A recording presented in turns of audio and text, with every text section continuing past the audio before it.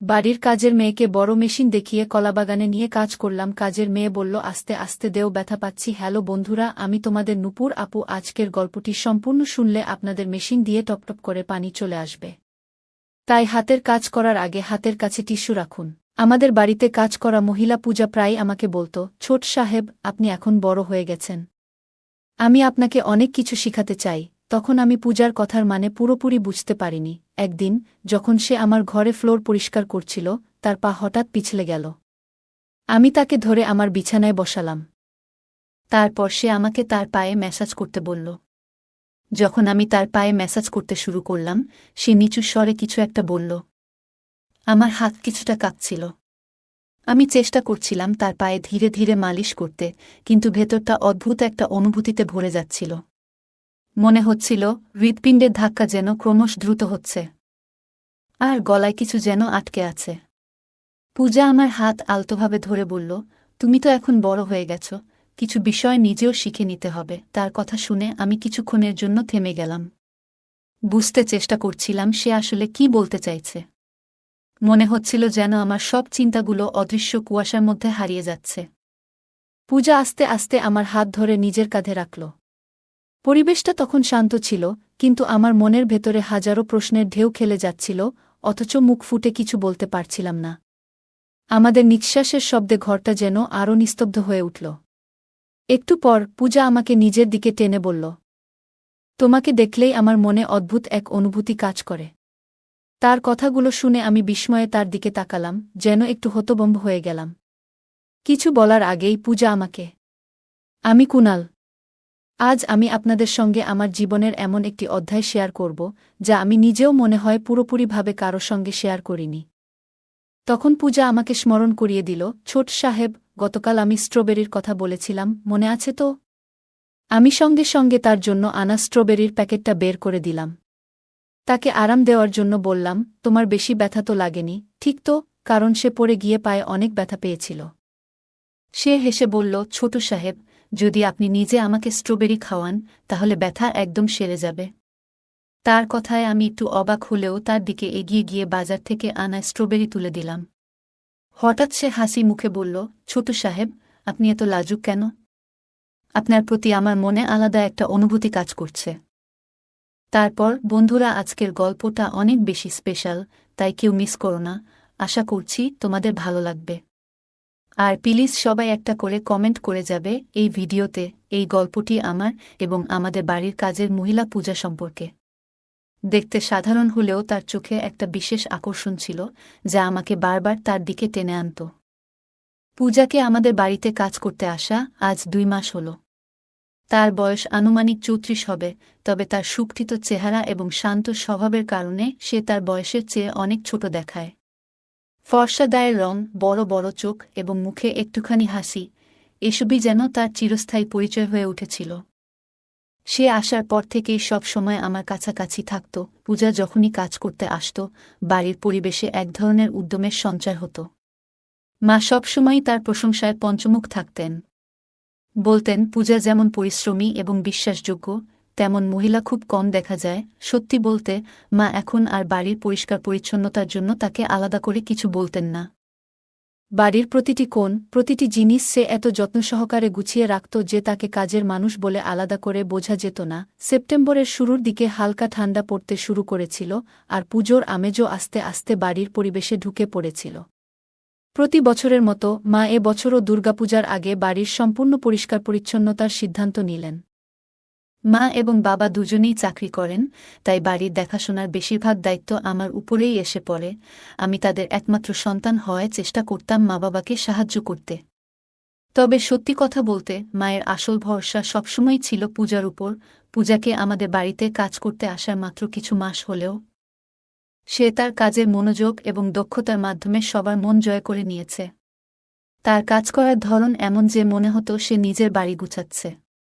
পরের দিন থেকেই সে পুজোর জন্য বাড়ি পরিষ্কারের কাজ শুরু করে দিল। আমাদের বাড়ি বড় হওয়ায় একা পূজার পক্ষে সব কাজ সামলানো কঠিন ছিল। এই জন্যই পূজা তার 15 বছর বয়সী মেয়ে তানিয়াকেও নিজের সাথে কাজের জন্য নিয়ে এসেছিল। তানিয়াও তার মায়ের মতোই পরিশ্রমী এবং কাজে পারদর্শী ছিল। মা মেয়ে একসাথে কাজ শুরু করার পর বাড়ির প্রতিটি কোণ যেন ঝকঝক করে উঠল। প্রতিদিন পূজা সকাল সকাল এসে উপস্থিত হতো এবং সবার আগে আমার এবং মায়ের জন্য টিফিন তৈরি করত, যাতে আমরা সময়মতো নাশতা ও লাঞ্চ সেরে নিতে পারি। এরপর সে পুরো মনোযোগ দিয়ে পরিষ্কার পরিচ্ছন্নতার কাজে লেগে যেত।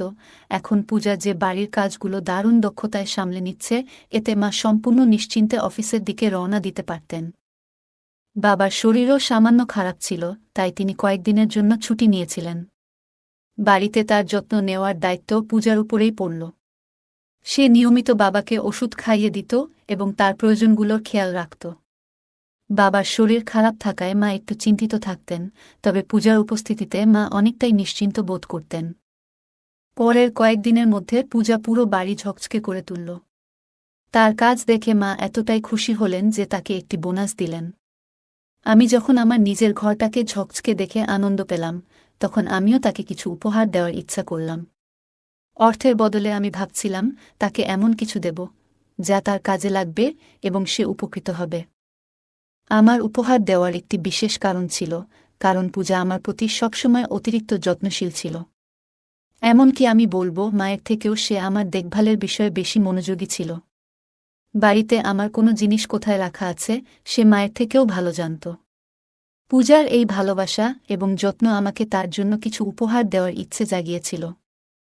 তাই আমি আমার পকেট মানি থেকে ১,০০০ টাকা আলাদা করে কিছু সুন্দর শাড়ি কিনে ফেললাম।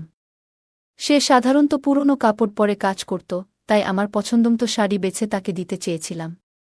সেদিন তাকে এই উপহারটি দিতে আমি খুব উৎসাহিত ছিলাম এবং কলেজ থেকে তাড়াতাড়ি বাড়ি ফিরলাম। বাড়ি এসেই আমি পূজাকে খুঁজতে শুরু করলাম এবং কিচেনে তাকে পেলাম। কিচেনে ঢুকেই আমি পিছন থেকে তার চোখ বন্ধ করে দিলাম। যখন তার চোখের সামনে থেকে হাত সরালাম, সে অবাক হয়ে বলল, তোমার আজ হঠাৎ এমন দুষ্টুমি করার ইচ্ছে হলো কেন? তখন আমি তাকে সেই উপহারটি দিলাম। উপহারটি পেয়ে সে আবেগে আপ্লুত হয়ে পড়ল। সে বলল, তোমরা সবাই আমাকে পরিবারের সদস্যের মতো মনে করো। এই বাড়িতে তুমি আমার সব থেকে প্রিয়, এমন বলে সে আমাকে কাছে টেনে নিল। সেই মুহূর্তে আমার মনে হয়েছিল সে আমাকে নিজের সন্তান ভেবে জড়িয়ে ধরেছে। কিন্তু কিছুদিনের মধ্যেই আমি পূজার আচরণে কিছুটা পরিবর্তন লক্ষ্য করলাম। উপহার দেওয়ার সময় আমি তাকে বলেছিলাম, এখন থেকে এই পুরনো কাপড়গুলো বাদ দিয়ে আমার দেওয়া শাড়ি পরে এসো। তুমি কাজের মানুষ হলেও পরিচ্ছন্ন দেখতে ভালো লাগে। আমি সহজভাবে এই কথাগুলো বলেছিলাম, তবে এই কথাগুলো তার উপর কী প্রভাব ফেলবে তা আমি ভাবিনি। যাই হোক, সেদিন উপহার পেয়ে সে খুব খুশি হয়েছিল এবং তার সেই আনন্দিত মুখ দেখে আমারও ভালো লেগেছিল। কিন্তু এরপরের ২-৩ দিন পূজা কাজে আসেনি। মা বারবার তাকে ফোন করছিলেন, কিন্তু মা তাকে ফোন করলেও সে ফোন তুলছিল না। এতে আমাদের মনে তানিয়া আর পূজা হঠাৎ করে আমাদের বাড়ির কাজ ছেড়ে দিয়েছে। মা বললেন, পূজা এমনভাবে কাজ ছেড়ে যেতে পারে না, কারণ এখনও তার মাসের বেতন বাকি। হয়তো তার শরীর খারাপ হয়ে গেছে। ৩ দিন অপেক্ষা করার পর মা সিদ্ধান্ত নিলেন পূজার বাড়ি যাবেন। মা যখন তার বাড়ির দিকে রওনা দিবে, তানিয়া তখনই পূজা আমাদের বাড়িতে এলো। এসেই সে সেই লাল শাড়ি পরেছিল যা আমি তাকে উপহার দিয়েছিলাম। শাড়িটা তার ওপর খুব ভালো লাগছিল, আর আমি তাকিয়েছিলাম তার দিকে। মা তখন তার কাছে জানতে চাইলেন কেন সে কাজের জন্য আসেনি। পূজা বলল, গত ২ দিন ধরে জ্বর ছিল, আর শরীর এতটাই খারাপ ছিল যে ওঠার ইচ্ছাও করছিল না। আমার অসুস্থতার কথা আপনাদের জানালে আপনারা চিন্তা করবেন, তাই কিছু জানাইনি এবং ফোনও তুলিনি। এ কারণে আপনাদের অসুবিধা হয়েছে, তার জন্য দুঃখিত। মা তাকে বললেন, এখন তুমি কাজে ফিরে এসেছ, তাই ঠিক আছে। তবে ভবিষ্যতে যদি এভাবে ছুটি নাও, অন্তত জানিয়ে যাবে। না হলে তোমার মেয়েকে এসে কাজ করতে বলবে, কারণ আমি কাজের কারণে এত ব্যস্ত থাকি যে বারবার বলে যাওয়ার সময় পাই না। মা যেমন তার কাজের প্রশংসা করতেন, তেমনি তিনি শৃঙ্খলাপরায়ণও ছিলেন। তাই মা পূজাকে তার অনিয়মের জন্য সতর্ক করলেন। পূজা মাথা নত করে মায়ের কথা শুনল এবং কোনো কথা না বলে কাজে লেগে গেল। অর্ধেক ঘণ্টার মধ্যেই পূজা আমার এবং মায়ের জন্য টিফিন বানিয়ে দিল। সেদিন আমি কলেজ যাচ্ছিলাম না, কারণ আমার প্রজেক্ট শেষ হয়নি, আর ক্লাসে গেলে স্যারের বকুনি খেতে হবে। তাই ঠিক করলাম বাড়িতেই থেকে প্রজেক্ট শেষ করব। মা এবং বাবা অফিসের জন্য রওনা দিলেন। আমি নিজের রুমে বসে প্রজেক্টের কাজ শুরু করলাম। পূজা সেদিন আমার ঘরে ঝাড়ু দিতে এলো। আমাকে ঘরে বসে থাকতে দেখে সে বলল, তুমি আজ কলেজে যাচ্ছ না বুঝি, ছোট সাহেব? আমি উত্তর দিলাম, না, আজ কলেজ বন্ধ আছে। আমার উত্তর শুনে পূজা আবার কাজে মন দিল। ঝাড়ু দিতে দিতে যখন সে আমার বিছানার কাছাকাছি এলো, তখন হঠাৎ তার ওড়নাটি সরে গেল। আমার চোখ সেদিকে গিয়েছিল, কিন্তু সে তাড়াতাড়ি সেটি ঠিক করল না। আমি কয়েকবার চোখ সরিয়ে নিলাম এবং শেষমেশ খানিকটা রাগ দেখিয়ে বললাম, পূজা, কাজ একটু সঠিকভাবে করো তো, নিজের খেয়াল রাখো। আমার কথা শুনে সে বলল, ছোট সাহেব, আমি তো ঠিকমতোই কাজ করছিলাম। হঠাৎ ওড়নাটা আটকে গেছে আর সরাতে গিয়ে এভাবে ফেঁসে গেছে। আপনার দেওয়া শাড়িটা যত্ন নিয়ে রাখতে চাই, তাই টান পড়লে খারাপ হতে পারে। তার কথা শুনে বুঝতে পারলাম সে উপহারের শাড়িটা খুব যত্ন সহকারে দেখছে, যা দেখে আমার ভালো লাগল। তখন আমি পড়াশোনা সাময়িকভাবে বন্ধ রেখে তাকে সাহায্য করতে এগিয়ে গেলাম। যত্ন সহকারে তার আটকে থাকা ওড়নাটি ঠিক করে দিলাম। আমি নিচে বসেছিলাম, আর পূজা আমার সামনে দাঁড়িয়ে ওড়না ঠিক করল। এমনভাবে সামনে দাঁড়ানোতে আমার মন কিছুটা অন্যরকম ভাবনার দিকে চলে যাচ্ছিল, তবে নিজেকে নিয়ন্ত্রণ করলাম। মনে হল এমন ভাবনায় মগ্ন হওয়া আমার জন্য সঠিক নয়। তাই চোখ নিচে নামিয়ে নিজের জায়গা থেকে উঠে দাঁড়ালাম এবং পড়াশোনায় মন দিলাম। পূজার চোখে একরকম হাসি ছিল। সে আস্তে করে হাসতে হাসতে ঘর থেকে বেরিয়ে গেল। কিছুক্ষণ আগে যা ঘটেছিল সেটা আমি সেখানেই রেখে আবার পড়াশোনায় মনোযোগ দিলাম।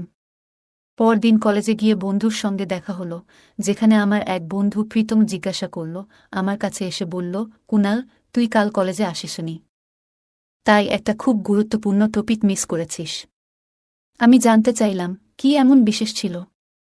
সে বলল, বায়োলজির কিছু গভীর বিষয় পড়ানো হয়েছে। আমি বললাম, আরে, এই টপিকটা তো পড়ে নেব, এতে কি এমন রয়েছে? তখন সে বলল, একবার বই খুলে দেখো, তবেই বুঝবি আমি কিসের কথা বলছি। আমি তখন দ্বাদশ শ্রেণীতে বিজ্ঞান বিভাগে পড়তাম, যেখানে অনেক গভীর বিষয় পড়ানো হতো। সেই টপিকটা মিস করেছিলাম বলে বই খুলে দেখলাম সেখানে কিছু মানব জীবনের বিশেষ দিক নিয়ে আলোচনা করা হয়েছে। পরে আমার কাছে সেরকম বিশেষ কিছু মনে হল না। আমি তাকে বললাম, এতে এমন কি বিশেষ বিষয় আছে যে আমি মিস করলাম?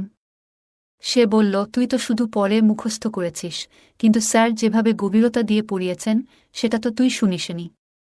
এই টপিক পড়ানোর সময় স্যার মেয়েদের আলাদা বসিয়েছিলেন, ছেলেদের জন্য আলাদা ক্লাস নিয়েছিলেন। স্যারের ব্যাখ্যা শুনে আমাদের শরীর শিউরে উঠছিল।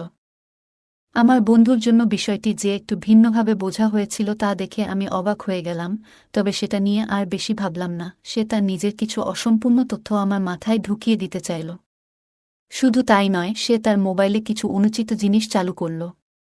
এটা দেখে আমি সঙ্গে সঙ্গে তার মোবাইল বন্ধ করে দিলাম। আমি তাকে বললাম, এগুলো শিখে লাভ নেই আমাদের এই বয়সে। করণ আমার কথায় ক্ষুব্ধ হয়ে চলে গেল।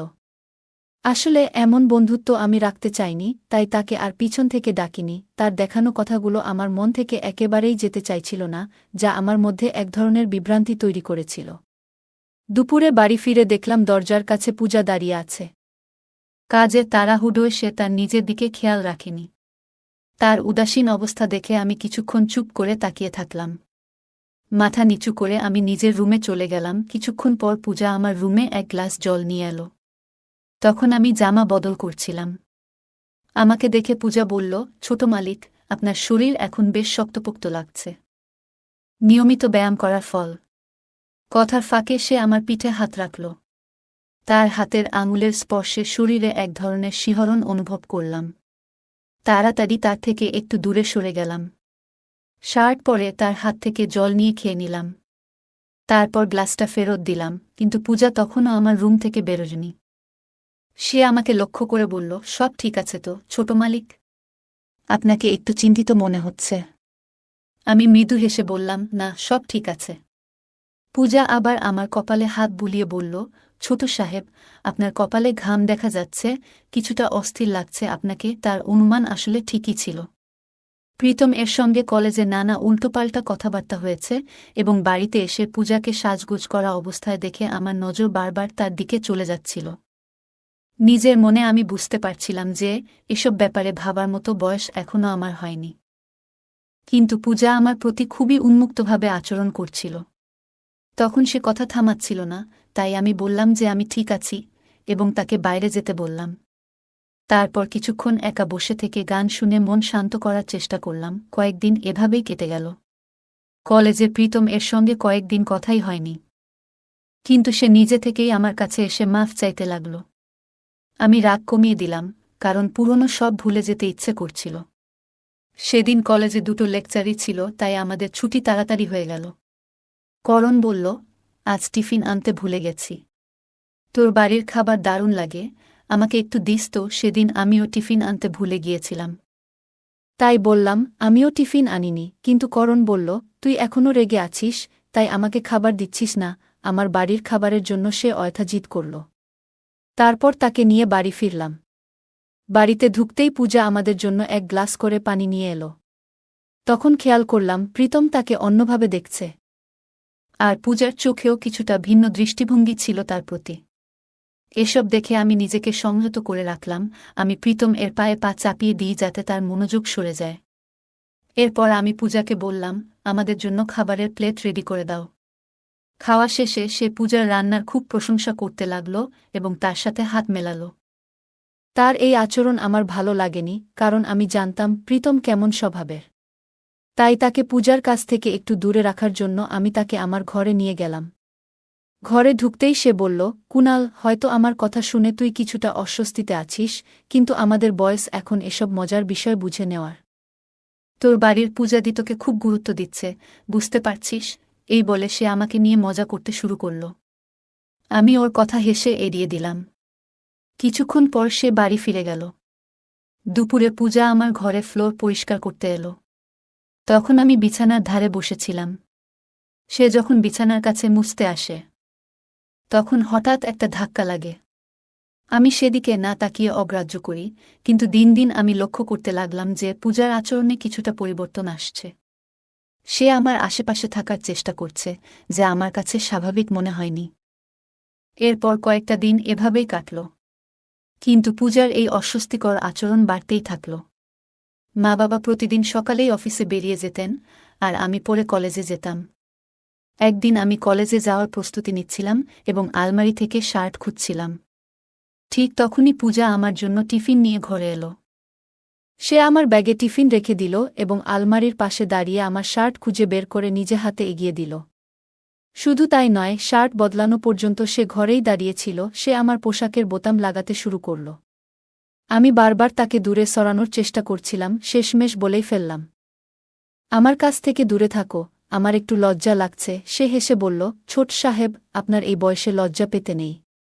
সেদিন আপনার যে বন্ধু এসেছিলেন তাদের আর আপনার মধ্যে অনেক তফাৎ দেখলাম। একটু তো বন্ধুর কাছ থেকে শেখা উচিত, এইভাবে সহজ সরল হয়ে থাকলে চলে না। তার কথা শুনে আমি মৃদু হেসে মাথা নাড়লাম। তার ইঙ্গিত বোঝার মতো বুদ্ধি তখন আমার ছিল না।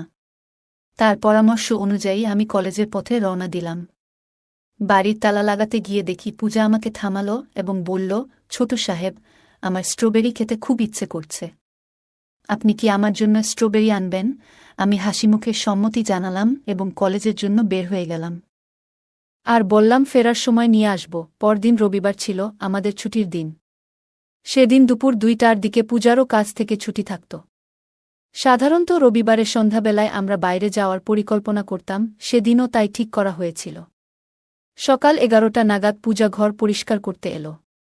ঝাড়ু দেওয়ার পর যখন মেঝে মোছার জন্য বালতি নিয়ে আসল, তখন অসাবধানতাবশত তার হাতে থাকা বালতিটা উল্টে গেল এবং পূজা মেঝে পরিষ্কার করার সময় হঠাৎ পা পিছলে পড়ে গেল।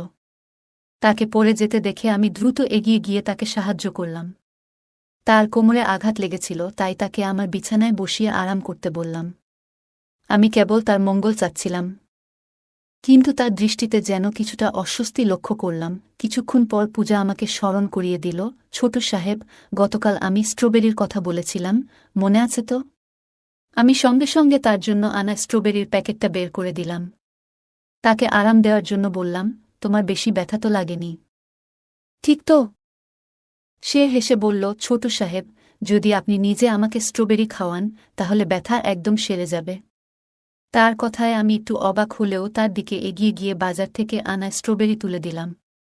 হঠাৎ সে আমার হাত ধরে আরও কাছে টেনে নিয়ে হাসি মুখে বলল, ছোট সাহেব, আপনি এত লাজুক কেন? আপনার প্রতি আমার মনে আলাদা একটা অনুভূতি কাজ করছে। আমি একটু দ্বিধায় পড়লেও তার অনুরোধ রাখতে এগিয়ে গেলাম। ঠিক তখনই পেছন থেকে বাবার কণ্ঠ শোনা গেল। বাবা রেগে গিয়ে বললেন, পূজা, তুমি কি করছ? এভাবে ছোট সাহেবের সঙ্গে আচরণ করা ঠিক নয়। বাবা আরও কিছু বলার আগে মা এসে পড়লেন। মা পুরো বিষয়টা বুঝতে না পেরে প্রথমে কিছুটা বিভ্রান্ত হলেন। বাবার কথায় পূজা নিজেকে সামলে নিয়ে পরিস্থিতি শান্ত করল এবং বললেন, আমি পড়ে গিয়ে আমি ব্যথা পেয়েছি, তাই ছোট সাহেব আমাকে একটু সাহায্য করছিলেন। বাবা রেগে গিয়ে বললেন, পূজা, মিথ্যা বলো না। আমি নিজেই দেখেছি তুমি আমার ছেলের হাত ধরে তাকে কাছে টানার চেষ্টা করছিলে। কয়েকদিন ধরে তোমার আচরণে কেমন যেন একটা পরিবর্তন লক্ষ্য করছিলাম, কিন্তু তুমি এমন কাজ করবে তা ভাবিনি। বাবার কথা শুনে পূজা পাল্টা জবাব দিল, মালিক, আমিও ভাবিনি যে আপনি এতটা দূর যাবেন। পূজা আরও বলল, আপনি তো আমার ছোট মেয়ের প্রতি খেয়াল রেখেছিলেন, তার পাশে বসে তাকে খাবারের লোভ দেখিয়ে তার কাছে থাকার চেষ্টা করেছিলেন। কিছুদিন ধরে আমার মেয়ে অস্বস্তিতে থাকছে। ডাক্তার দেখানোর পর জানা গেল তার শরীরে কিছু অস্বাভাবিকতা তৈরি হয়েছে। আপনার মতো একজন প্রাপ্তবয়স্কের আচরণের জন্য আমার মেয়ের কোমল মনের উপর গভীর প্রভাব পড়েছে। যখন আমি জানতে পারি তার এই অবস্থার জন্য কে দায়ী, তখন থেকেই আমার মনে প্রতিশোধ নেওয়ার ইচ্ছে ছিল। আপনার নিজের সন্তান যখন এই সমস্যায় পড়ল, তখন আপনি আমাকেই দোষী করতে চাইলেন। পূজার এমন কথায় আমি চমকে গেলাম। তার এই গল্পের কারণে আমি সম্পূর্ণ বিভ্রান্ত হয়ে গেলাম এবং ভাবছিলাম কিভাবে সে এতটা এগিয়ে গিয়ে এমন মিথ্যা কথা বলতে পারল। বাবা মাও তার কথাগুলো বিশ্বাস করতে পারলেন না এবং তাকে ধিক্কার জানিয়ে সেখান থেকে চলে যেতে বললেন। পূজা হঠাৎ জানাল, আপনার ছেলেটি আমার সঙ্গে অসৎ আচরণ করার চেষ্টা করেছে, এর প্রমাণ হিসেবে আমার কাছে একটি ভিডিও ক্লিপ আছে। সে জানাল যে আগে থেকেই তার ফোনটি ভিডিও রেকর্ডিংয়ে সেট করা ছিল। ভিডিওটি বাবা মায়ের সামনে দেখিয়ে পূজা বলল, এখন আমি আপনার ছেলেকে শাস্তি দিতে চাই। তাকে কারাগারে পাঠিয়ে দেব, যাতে আপনারা বুঝতে পারেন কত বড় ভুল হয়েছে। এই পরিস্থিতি বুঝে বাবা একদম স্তব্ধ হয়ে গেলেন এবং পূজার পায়ে পড়ে ক্ষমা চাইতে লাগলেন। তিনি বললেন, পূজা, আমার ভুল হয়েছে, আমাকে ক্ষমা করো। কিন্তু আমার ছেলেকে দয়া করে এই পরিস্থিতিতে জড়িও না। সে আমাদের সবকিছু, সে না থাকলে আমাদের বাঁচার কোনো মানেই থাকবে না। তোমাকে অর্থ দেওয়ার জন্য প্রস্তুত আছি। কাল থেকেই তুমি আর এখানে কাজ করতে আসবে না। এই টাকাটা নিয়ে তুমি সবকিছু ভুলে এখান থেকে চলে যাও। পূজা কিন্তু ন্যায়বিচার চাইছিল, অর্থ নয়। বাবা যখন নিজের দোষ স্বীকার করলেন, মা তাদের কথাগুলি শুনে রেগে গেলেন এবং বাবাকে এক চড় মারলেন। তিনি পূজার পাশে দাঁড়িয়ে বললেন, তোমার মেয়ের প্রতি যে অন্যায় হয়েছে, আমি তার বিচার চাই। আমি সত্যের পক্ষে থাকব, যাই হোক না কেন। পূজা মায়ের কাছে এসে কান্নায় ভেঙে পড়ল এবং আমার কাছেও ক্ষমা চেয়ে বলল, ছোট সাহেব, আপনি আমার কাছে সন্তানের মতো। আমি আমার মেয়ের জন্যই এই কাজটি করতে চেয়েছিলাম। আমার কখনো আপনার প্রতি কোনো খারাপ দৃষ্টিভঙ্গি ছিল না। যখন সন্তানের কথা আসে, তখন মায়েরা কঠিন হতে বাধ্য হয়। তার কথাগুলো শুনে আমিও তাকে ক্ষমা করে দিলাম। সে সত্যিই তার মেয়ের জন্য লড়াই করছিল এবং কোনো ভুল করেনি। আমরা সবাই একে অপরকে বুঝে পরিস্থিতির সমাধান করলাম এবং নতুনভাবে একে অপরের পাশে থাকবার সংকল্প করলাম। এই গল্পটি ঘিরে আছে পূজা নামে এক গৃহকর্মী এবং তার ছোট সাহেবের মধ্যে গড়ে ওঠা কিছু অনাকাঙ্ক্ষিত আবেগ ও জটিলতা নিয়ে। এটি মূলত একজন নারীর আত্মশক্তি ও দায়িত্ববোধের মাধ্যমে অন্যায়কে প্রকাশ্যে আনার একটি উদাহরণ, যা সমাজের একটি গুরুত্বপূর্ণ বার্তা তুলে ধরে। গল্পটি আমাদের মনে করিয়ে দেয় যে প্রতিটি সম্পর্কের নিজস্ব সীমা রয়েছে। একজন কর্মচারী ও তার নিযোগকারীর সম্পর্কটি সম্মানের এক নির্দিষ্ট সীমারেখার মধ্যে থাকা উচিত। পূজা ও ছোট সাহেবের মধ্যে আকস্মিকভাবে কিছু অনুভূতির উদয় হয়, কিন্তু এ ধরনের অনুভূতির বিকাশ কোনো সম্পর্কের সম্মানের জন্য হুমকি হতে পারে। মানবীয় দুর্বলতা আমাদের সবার মধ্যেই থাকে, তবে সেটিকে সঠিকভাবে পরিচালনা করাই সবচেয়ে গুরুত্বপূর্ণ। গল্পের সবচেয়ে বড় শিক্ষা হল সম্পর্কের মর্যাদা ও সীমা রক্ষা করা কতটা অপরিহার্য। তা না হলে কেবল সম্পর্কই ক্ষতিগ্রস্ত হয় না, বরং মানসিক ও আবেগগত সমস্যা তৈরি হতে পারে। গল্পটি ছোট সাহেবের জন্য এক নতুন অভিজ্ঞতা, যেখানে তাকে আবেগ ও দায়িত্বের মধ্যে সামঞ্জস্য করতে শিখতে হয়। এই শিক্ষা তাকে পরবর্তীতে সম্পর্ক ও দায়িত্ববোধের ব্যাপারে সচেতন করে তোলে। পূজা যখন তার প্রতি ছোট সাহেবের আকর্ষণের বিষয়টি অনুভব করে, তখন সে সঠিক সিদ্ধান্ত নিয়ে তাকে সতর্ক করে। এতে সম্পর্কের মধ্যকার সুস্থ মানসিকতা বজায় থাকে। আমরা সকলেই নানা আবেগ অনুভব করি, তবে সেই আবেগ সঠিক পথে পরিচালনা করাই গুরুত্বপূর্ণ। এই গল্পটি আমাদের জানায় সম্পর্কের ক্ষেত্রে সঠিক এবং ভুলের মধ্যে পার্থক্য বোঝা অত্যন্ত জরুরি এবং দায়িত্ববোধ আমাদের সঠিক পথে পরিচালিত করতে সহায়তা করে। এই গল্পটি ছোট সাহেব এবং পূজার মধ্যে সম্পর্কের জটিলতা ও কিছু ভুল বোঝাবুঝি নিয়ে আসে।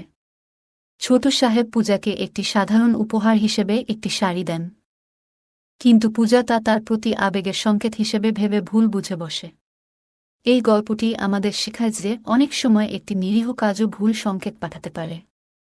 উপহার দেওয়ার ইচ্ছাটি যদিও আন্তরিক ছিল, তবে পূজার পক্ষে এটিকে অন্যভাবে বোঝা সহজ ছিল।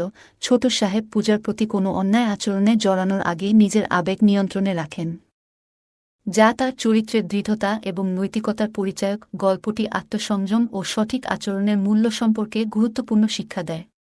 প্রতিটি সম্পর্কের নিজস্ব সীমা রয়েছে এবং সেই সীমা মেনে চলা অত্যন্ত প্রয়োজনীয়। ছোট সাহেব ও পূজার এই ঘটনাগুলো আমাদেরকে শেখায় কিভাবে নিজস্ব আবেগ নিয়ন্ত্রণ করা উচিত এবং অন্যদের প্রতি সম্মান প্রদর্শন করা উচিত। নিজের নীতিবোধ ও মূল্যবোধের প্রতি অবিচল থাকা এবং পরিস্থিতি যেমনই হোক না কেন সঠিক সিদ্ধান্ত নেওয়া। জীবনের বিভিন্ন সময়ে আমাদের কঠিন সিদ্ধান্ত নিতে হয় এবং সঠিক ও ভুলের মধ্যে পার্থক্য বোঝা গুরুত্বপূর্ণ। বন্ধুরা, যদি এই গল্পটি ভালো লেগে থাকে তাহলে দয়া করে ভিডিওটি লাইক করুন এবং আমাদের বাংলা অডিও স্টোরি চ্যানেলটি সাবস্ক্রাইব করুন। পাশে থাকা বেল আইকনটি প্রেস করুন যাতে করে আমরা যখনই নতুন ভিডিও আপলোড করি তার নোটিফিকেশন সবার আগে আপনার কাছে পৌঁছে যায়। ধন্যবাদ, দেখা হবে আমাদের পরবর্তী ভিডিওতে।